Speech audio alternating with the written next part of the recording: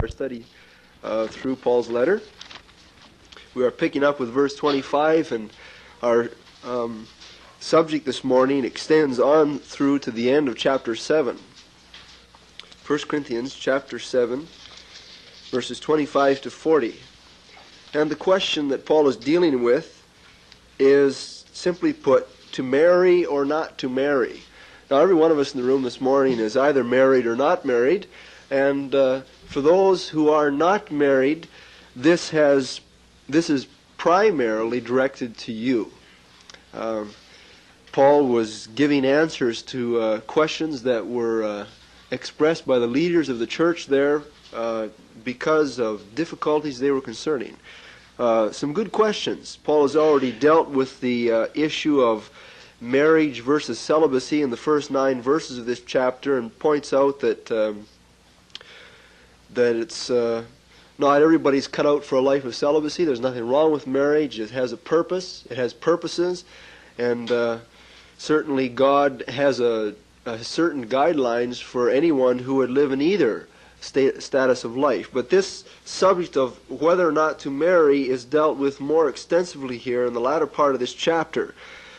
It's important not only for young people who are looking forward to the day when they may be married, but it's also important for those of us who are married, because we have children, we have friends, we have relatives, we have neighbors, we have contacts that perhaps look to us for guidance now, and certainly someday we're going to have to give guidance to our children. I think it's wise for parents to be forearmed, to have planned ahead of time, to know before the issue comes up as to what the Bible has to say about whether or not I should be married, or whether or not you should be married, or whether or not my son or my daughter should be married. And unfortunately, this is one of those issues in life where most of us would rather close our Bibles and watch television, I think. Because some of us would rather turn away from the issues of life than face them square on, because that makes us responsible. The issue of to marry or not to marry for most people is like the issue of to eat or not to eat. Of course I'm going to eat. Of course I'm going to get married, and don't ever suggest the possibility otherwise, because I can't take that. And yet God's Word certainly brings this forward as a plausible manner of life. There is absolutely nothing wrong with it, as we're going to see this morning. I would like to say further, by way of introduction to this section this morning, that I feel that, I hope this morning, when you leave, that you, as I have been impressed, will see the tremendous balance that is given to us in the Bible. God has desires. He has a will for us, and even some of the commands that God gives in His Word are kind of given there for our advice. They're advice, but they're not hard and fast, and that is the nature of the very few instructions that are given to us in this section.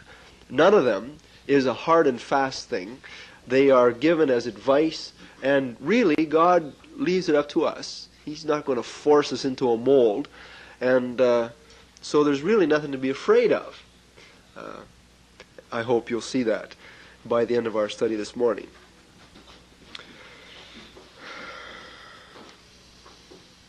There are only 4 commands in this section, and see if you can pick them out as we read 1 Corinthians chapter 7, verses 25 to the end of the chapter. See if you can find the 4 commands that are given in this section.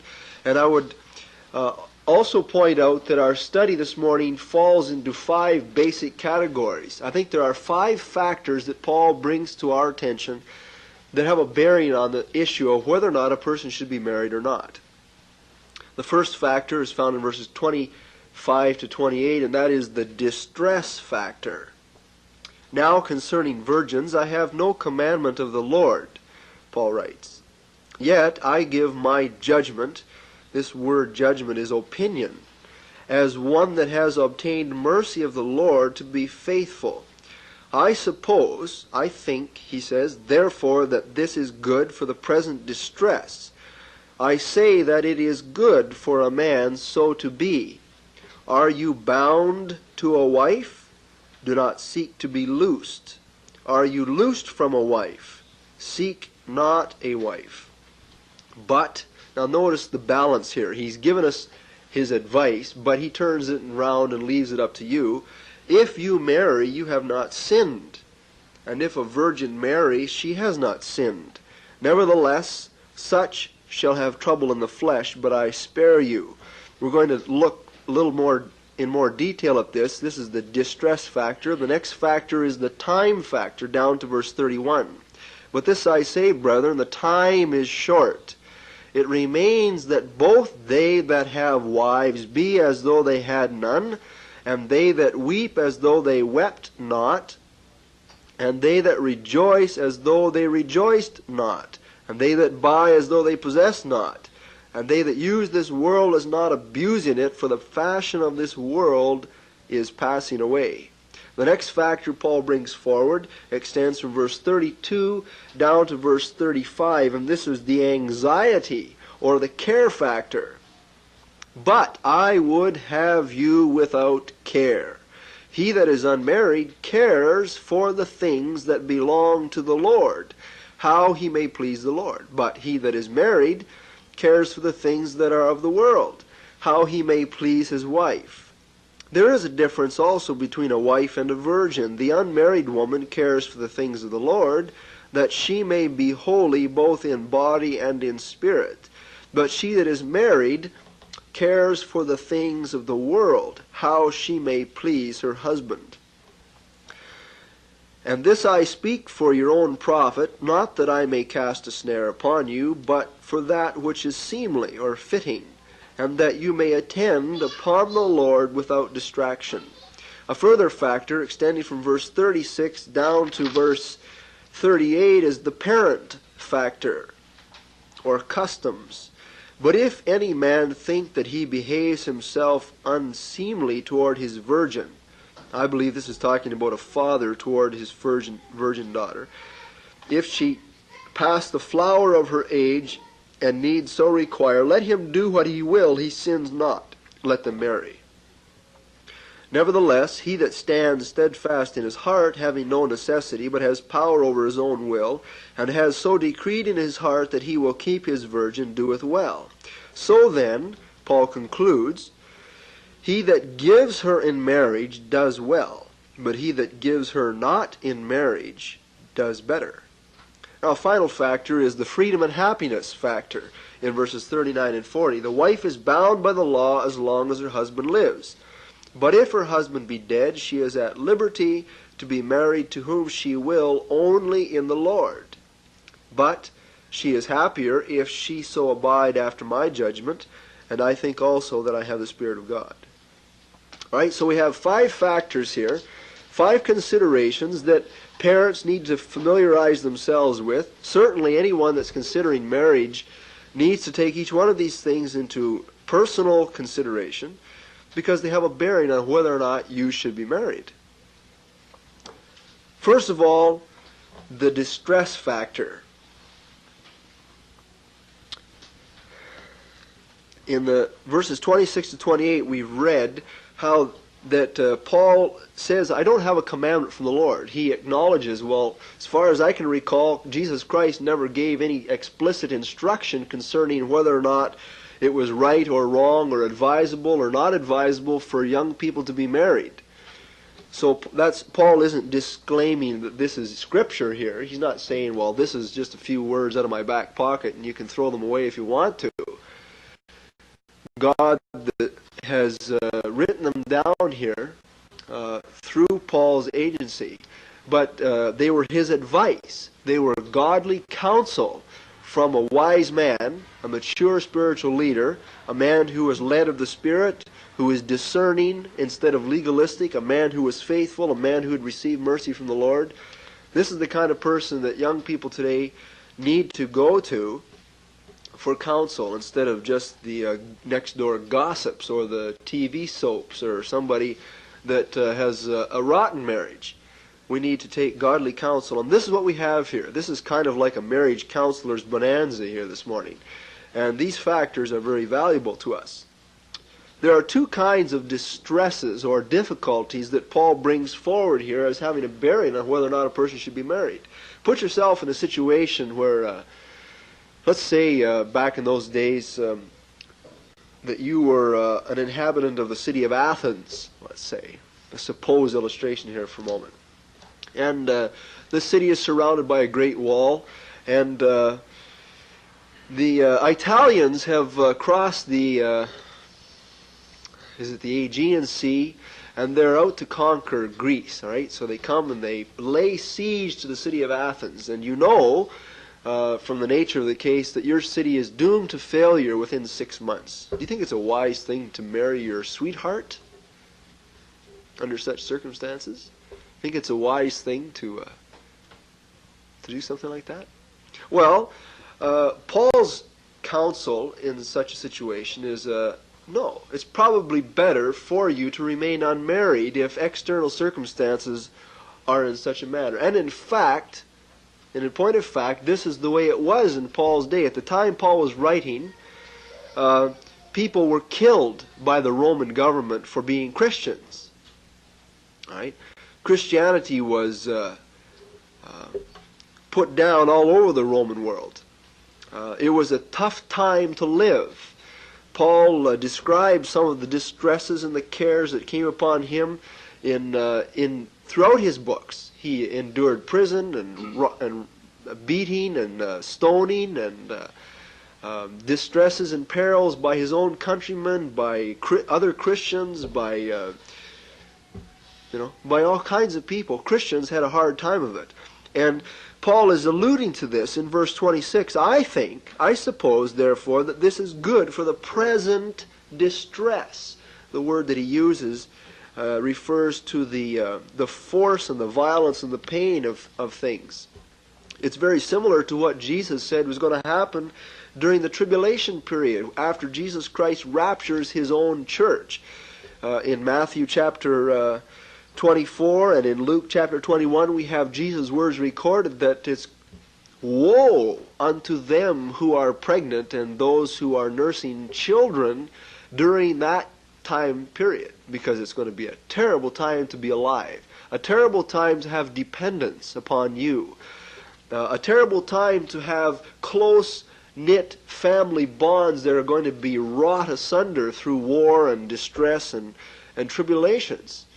It's better not to be married when society and our ordinary lifestyle is under severe threat because of the added burden and care and problems that it brings to you. It's far better to be unconnected, free, and footloose and able to fly at a moment's notice without having to worry about 13 kids and a wife and all your in-laws. See, you can put yourself in that situation, and that's precisely what Paul is advising here. It's his opinion. That is one type of distress. The other type of distress Paul alludes to in verse 27 and 28. Are you bound to a wife? That is, have you been tied to somebody in the past, and are you still in a state of being tied? Well, if that's your situation, Paul says, the implications of the Greek construction here is very interesting. He says, stop seeking to be loosed. In other words, the implication is that for many people who are tied in matrimony to a spouse, it's a miserable existence. There's no question about it. It's miserable. Right? Somebody has said that singleness is bliss, and marriage is a blister. And I think that's what Paul is referring to here. In many cases, and we're not generalizing too much, we're not saying that, I'm not going to tell you that it's miserable to be married because I'm enjoying it. But in many cases, Paul implies here that a person who is bound to another person is miserable. They seek to be loosed, and Paul says, don't. Stop it. Stop seeking a separation or a divorce or to be loosed from this person. And he turns to the other side of the issue, to the other side of the coin, and he says, Are you loose from a wife? That is, are you connected? Have you been set free from your bond to a woman? And he instructs this kind of a person who has been set free to do the same thing. Stop seeking for a wife. In other words, there's a desire to be married, and he says, don't do it. You're not very smart. Don't have that kind of a desire. Don't. Stop having it. And then he turns around and you'd think that he contradicts himself, but he just shows us a nice balance. What he's doing is giving advice. This is his thoughts on the subject. And he has simply spoken to a person who has been, whose spouse has died, who has been loosed from his marriage bond, and has told them not to marry, but he goes on to say, if you do marry, you have not sinned. And furthermore, if a person who has never been married, a virgin, marries, she has not sinned either. Paul has got singles in mind here. He has got single people who have been left single through the death of their spouse, and he has also got single people who have never been married in the first place. He's got these kind of people in mind. You'll notice in verse 25 he says, now concerning virgins. And the Greek word is masculine. It refers to virgin men as well as virgin women. That is, to unmarried people. Now I realize that there is some controversy over the interpretation of verse 27 and 28. I do not believe that Paul is allowing here that a person who has had a divorce or a separation from his spouse or her spouse is free to marry without sin, because that would contradict what he just taught further on in this very chapter, that if a person has separated, let them remain unmarried. You read that up in verse if I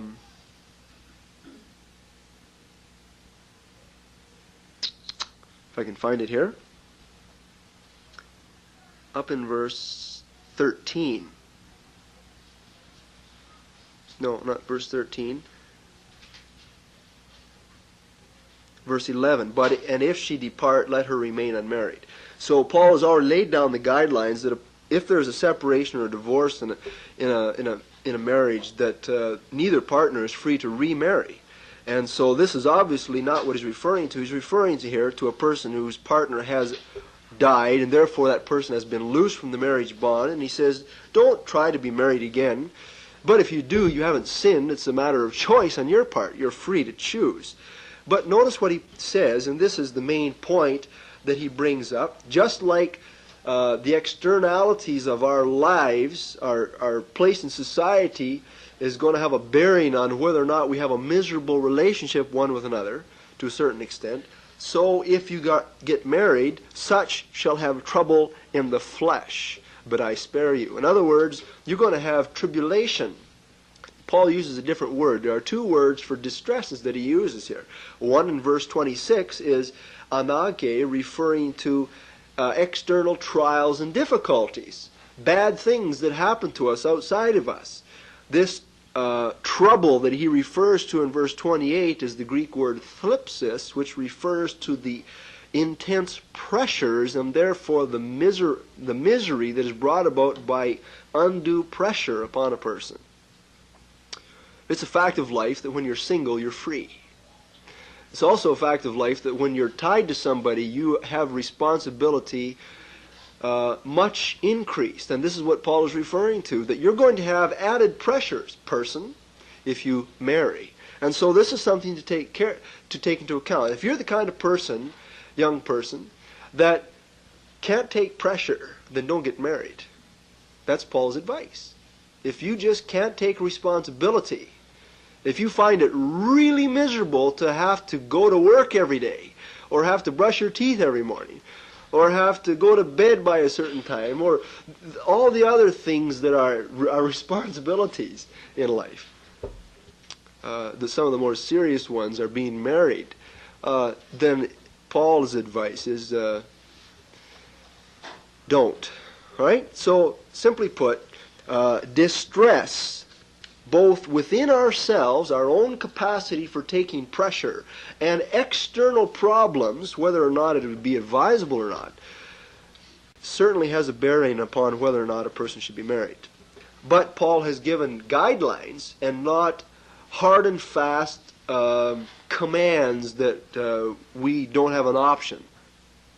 In verse 29 and following, down to verse 31, the time factor.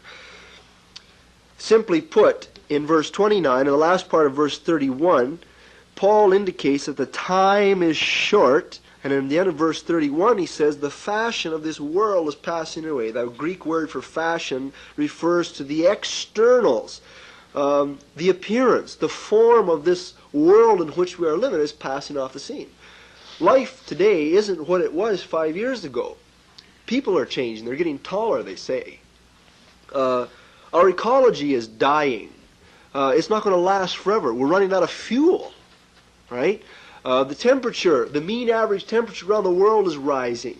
There are lots of things that are changing with the physical world in which we live. Population is growing by astronomical figures, and the land mass stays constant. And even that, the arable part that produces food is growing smaller. In spite of technology, things are getting worse. And this is what Paul is alluding to. He says the time is shortening up, people, and things aren't getting better. This old world, as far as its external form is going, it's passing off the scene.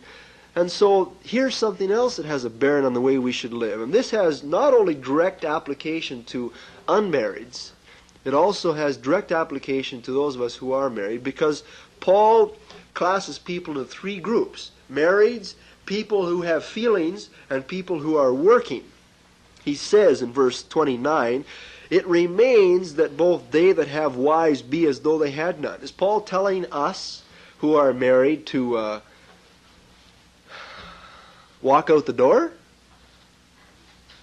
No, because he is already in the first part of this chapter, as has Jesus taught, as has Moses laid down in the Old Testament law, that a man has a responsibility to his family, and 1 Timothy says that if he doesn't care for his own, he's an infidel. So obviously the Bible isn't teaching that married people should just kind of walk away from their responsibilities. What Paul is saying here is that don't let your marriage count for more than it should, because the time is short. Use your time wisely. Life does not consist in being married. Period. I'm in the process of it has turned out to be a rather boring book entitled A Severe Mercy by C.S. Lewis. But it's more or less a love story, the story of two people that got together and how they were totally infatuated. Their whole world was bound up in themselves and nothing else mattered. And that's rather why it was a bit boring to me. I kind of haven't got all the way through it yet. Paul says, let those that are married be as though they were not. In other words, there's more to life than just your spouse and your personal marital bliss, or whatever it might be. And he goes on and adds those with feelings. They that weep, let them be as though they wept not. In other words, the misery of your personal existence, whether it's brought about by your marriage relationship or by external factors or whatever it might be, if you're weeping, you ought to be like a person who isn't weeping, because you haven't got that much time. Wake up, Why cry for the next 24 hours if Jesus Christ is coming back in hour 23? See? The time is short. And the same thing with those that are all rejoicing. Let them that rejoice be as though they that did not rejoice. In other words, what Paul is indicating in all of these things is don't be so single-minded, one track in life that's all you can do. See? He goes on and says, and let them that buy be as though they possess not. This word possess is interesting. It's holding on with a death grip. Holding fast, right? You people that are all business, life is more than money and possessions and things and getting things. Life is more than buying and selling. Life is more than just the job. And Paul is saying, you ought to be like a person that has got his priorities a little arranged differently and takes time for things beside business. And he goes on, and I think he is corroborating this business part of verse 30 with the next thing in verse 31. Let them that use this world, that are taking advantage of it, be as those that are not abusing it. In other words, there are some people that would go out here and they would level every tree that they could ever come in contact with just to make the buck. They would ruin the forests for their own pockets. Right? They're taking advantage of it. They're using it to the fullest extent. And Paul's saying, that's not right. Let them that use this world be as those that don't abuse it, that don't use it to its fullest. In other words, there are some people that go hog wild to do this. And Paul says, we ought to turn around and be a little different. And so, the implications of Paul's illustrations that he's using from our personal feelings perspective, from the perspective of economics, he applies to the marriage relationship. There is more to life than just being married or not being married. And so strike a balance, person. Jesus said that a man's life does not consist in the abundance of the things that he possesses. John wrote that the fashion that this world and all that's in it, the lusts of the world, are passing away. It's only here for a moment. There is more to life than just what we see. All right, so this is another factor. Sure, Paul is allowing, it's okay to be married, but don't let it be your God. And there are an awful lot of people like this today, and Christians have a temptation to be this way. They think along these lines that, well, I've been married by the will of God, and God has given me children, so it's my number one priority before God to do everything that I can to please my wife and please my children. That's an imbalanced perspective. There is more to life than just your family. You've got to make room for the other things. All right? Another factor that Paul brings forward that relates to what we've been talking about is the care factor, extending from verse 32 to 35. We have read it already. Paul says, I would have you without anxiety. This is my desire. I wish that you people would whatever you do, whether you become married or not be married, to live without undue, excessive anxiety and care. And he makes two contrasts. He contrasts unmarried man in verse 32 with a married man. He that is unmarried, masculine, cares for the things that belong to the Lord. Much like Timothy, how he may please the Lord. Paul used this very word care in Philippians chapter 2, verse 20, where he says, I have no man like-minded that will naturally care for your estate, that has a natural, intense feeling and anxiety about the spiritual welfare of other people. There's nobody else I know, Paul says, is like that. And probably Timothy was unmarried. And he contrasts to this kind of unmarried man, a married man. He that is married, by the very nature of the case, cares for the things that are of the cosmos, the world system, how he may please his wife. You've got to. There's no choice. If you're tied in matrimony to a woman, and you never sleep in her bed, and you never bring home the paycheck, and if you never spend time and effort to make her happy, pretty soon things are going to be pretty tough for you. You've got to spend time and energy and effort on your marriage. And there's nothing wrong with that. But Paul says there's a difference between those two kind of men. One person has got a whole different outlook on life than the other. It's something to take into consideration. If, young person, you have a heart for the Lord, a burning desire and zeal to go on for Jesus Christ, to do anything possible for Him, anything that He brings your way, then you better not let a love affair or a fiancé distract you from that. Or if you do get married, then make sure it's to a person that has the same kind of desire that you have, or you're going to be miserable. And that's what Paul is indicating here. There's two kinds of men. And there's also two kinds of women in verse 34. There's a difference also between a wife and a virgin. The unmarried woman cares for the things of the Lord, that she may be holy, that is, sanctified, set apart for God, both in body and in spirit. On the other hand, she that's married cares for the things of the world, how she may please her husband. Now, Paul hasn't really said too much. He's just he's made the contrast. There's two kinds of men, there's two kinds of women. The implications are readily available for us to see. And so he makes his point in verse 35. This I speak for your own profit, not that I may cast a snare upon you, but for that which is seemly, and that you may attend upon the Lord without distraction. There were two women in Jesus' circle of friends that illustrate what Paul is pointing out here. They were Mary and Martha of Bethany. And one day Jesus came and visited their house, and the one girl came and sat at his feet and let the other things slide by, and she waited upon him without distraction. In other words, she sat diligently listening to him. Her attention solely fixed on her Savior and Lord. Martha was quite different. You know the story. And Jesus used the very word, Martha, Martha, you are cumbered about with all kinds of cares of these things.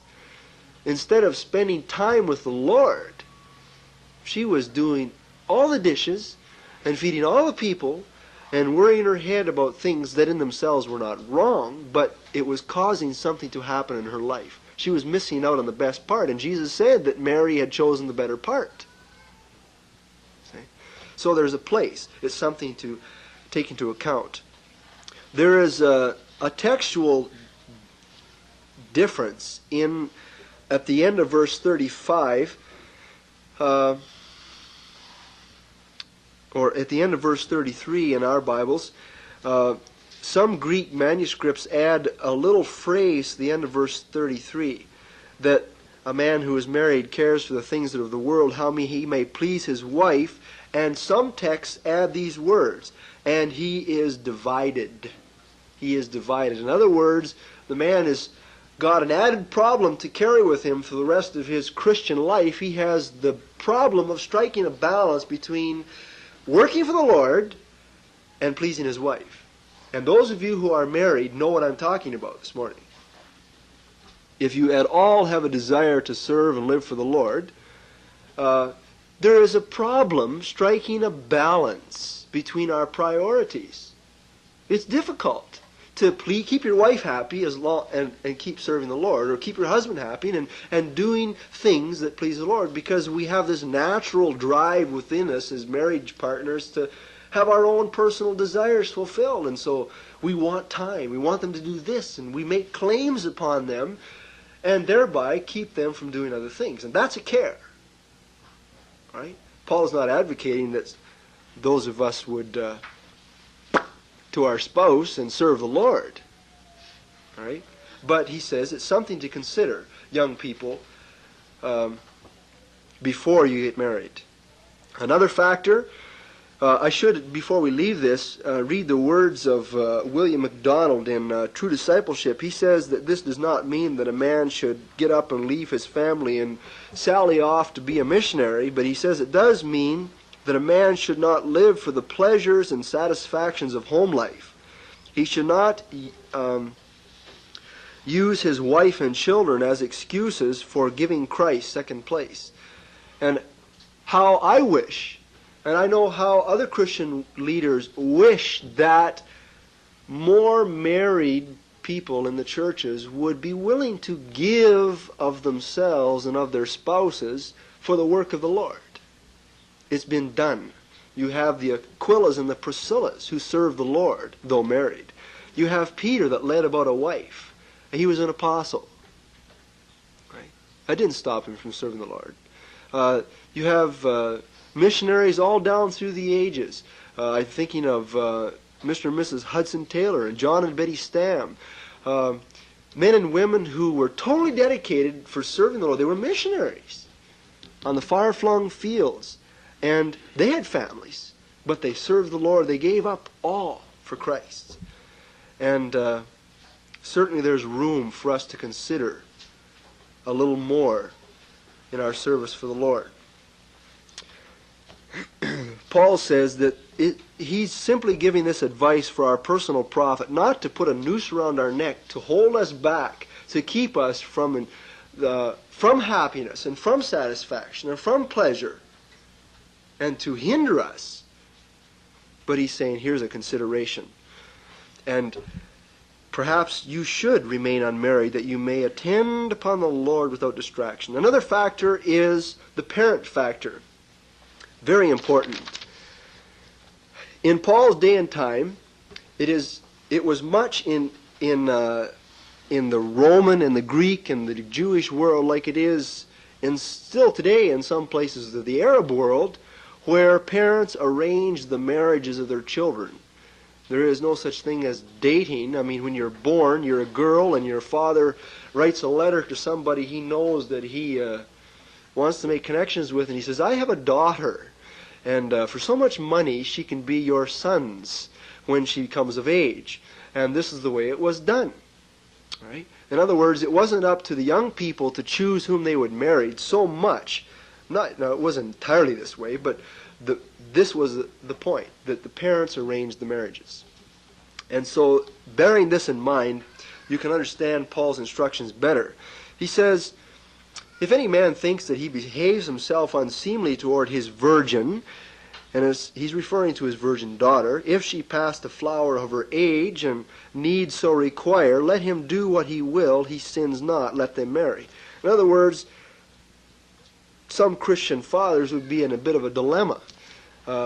They have never yet let their daughters become married. They've never arranged for a marriage, and she's getting past the flower of her youth, is the indication of the Greek, and she needs to be married. The implication here of these words is that she has expressed to him that she wants to be married, or she's miserable because she is not married, and so he doesn't know what to do. And Paul advises him, you're free to do what you want. If she needs to be married, then let her be married to somebody. Nothing wrong with it. There's no sin involved. It's not wrong to be married. It's not wrong to marry off your daughter. And then he uses the opposite. He deals with the other side of the case. There might be some fathers that stand steadfast in their heart. They make a decision. And they have no need. They have authority of their own will. He decrees in his heart that he will keep his virgin, and he does well. Keep in the sense of carefully guarding and watching out for her, and not giving her in marriage. And Paul's conclusion is given in the next verse. He puts the two, and he says, a father that gives her in marriage does well, but he that does not give her in marriage does better. As far as the Bible's sense of values goes, the single life is actually better than the married life. Now, you might think that this is a contradiction to the Old Testament, where Solomon writes, two are better than one. But this is God's evaluation. All you've got to do is think of the greatest example that God has ever given to us about how we should live in the person of his own Son. Have you ever wondered about that? Jesus never married. That doesn't mean that it's wrong to marry, because we've had such instruction. But it might be better not to be married. And it's a consideration that every young person needs to honestly, before the Lord, consider. And if they just can't take it, and they got to be married, well, there's nothing wrong with it. But if they want to serve the Lord, and if they have a mind to do the Lord's will, there's absolutely nothing wrong. There should be no social stigma attached to singleness. And Christians ought to encourage, rather than discourage, their young people to consider service for the Lord as singles, not necessarily always as marrieds. And this is a difficulty in the church. Some mothers have apoplexy if their daughters think about going to Bible college, or going away in missionary service for 6 weeks or 6 months or forever. Same thing with their sons. Parents sometimes put an undue claim upon their children that is not theirs to have. And this is very serious. Paul has dealt with it here. And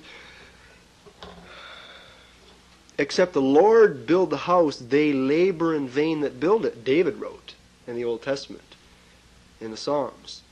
Every good gift and every perfect gift is from above, and cometh down from the Father of lights, with whom is no variableness, neither shadow of turning. In other words, all the good gifts that we enjoy, including our children, really come from him. They belong to Him. They're not ours. Parents, are you allowing God to do with His property what He wills? Have you ever considered the possibility? Are you going to stand in the way of your child perhaps choosing, when they become of age, of doing the Lord's will rather than what you always thought they might do? There's a very sobering poem in this quote book by Edgar Guest. I may have read it a few weeks ago, but it fits again, and it's to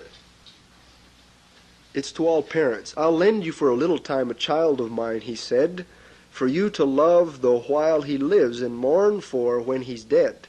It may be 6 or 7 years, or 22 or 3, but will you, till I call him back, take care of him for me? He'll bring his charms to gladden you, and should his stay be brief, you will have his loving memories as solace for your grief. I cannot promise he will stay, since all from earth return, but there are lessons taught down there I want this child to learn. I've looked the wide world over, and in my search for teachers true, and from all the throngs that crowd life's lanes I've selected you. Now will you give him all your love, not think the labor vain, nor hate me when I come to call to take him back again? I fancied that I heard them say, 'Dear Lord, thy will be done.' For all the joy thy child shall bring, the risk of grief we'll run. We'll shelter him with tenderness, we'll love him while we may, and for the happiness we've known forever grateful stay. But should the angels call for him, sooner than we've planned, we'll brave the bitter grief that comes and try to understand." And not only for death, but also for service in life. Parents need to be willing to give up their children for the Lord. One final factor, and that is the freedom and happiness. Paul uses the illustration of a single woman who has become widowed in verses 39 and 40. He brings up the point in verse 39, "The wife is bound by the law as long as her husband lives. But if her husband be dead, she is at liberty to be married to whom she will, only in the Lord." So in other words, if your spouse dies, God says that you have been freed from the marriage yoke, and you are free to be married again only in the Lord. That's the qualifier. Your spouse has to be dead, and you should not be unequally yoked with an unbeliever. Someone has said that Christians should never be yoked to one who refuses the yoke of Jesus Christ. And I think it's appropriate to point out that in 2 Corinthians chapter 6 and verses 4 and following, where Paul forbids Christians to marry non-Christians or even to enter into any serious enterprise with a non-Christian where they are yoked intimately together, that many Christians fail to realize that it is possible to have an unequal yoke with another Christian. Did you know that? It's just as possible for one Christian to be unequally yoked with another Christian as it is for a Christian to be unequally yoked to an unbeliever. Because there are different kinds of Christians. There are Christians and then there are Christians. There are true Christians and then there are undedicated Christians. There are Christians that have Jesus as the Lord, and there are Christians that have themselves as the Lord. And that would be an unequal yoke. And it's something that every young person seriously needs to consider. Paul concludes here on this matter, she is happier. This person who has been legally freed from the marriage bond, who is single now and free to remarry, she is happier if she so abide. And Paul puts a very interesting qualifier, after my judgment, according to my opinion anyways. So Paul seems to indicate that he thought that a person who remained unmarried was going to be happier than a person that was married. Perhaps he knew what he was talking about. I think that he had been married at one time and he was now single and he had never remarried, and that he knew, because of his own personal experience of being out and serving the Lord unencumbered, without distraction, that it was a much happier thing. But he certainly does not belittle or put down the marriage relationship. So here are some factors. Parents, review them frequently. Young people, consider it honestly. And let us encourage one another in the decisions that we make day by day. Let's pray. Our Heavenly Father, we are so grateful to you that the Word of God is very much like a lamp to our feet, a light to our path, that the explicitness of its instructions are clear to us to see, that they are not all just commandments that we must keep, but that you do give us options, that you do acknowledge our freedom of choice, that you do give us guidelines as to whether our decisions are wise or foolish. And we just pray that you would help each young person here this morning to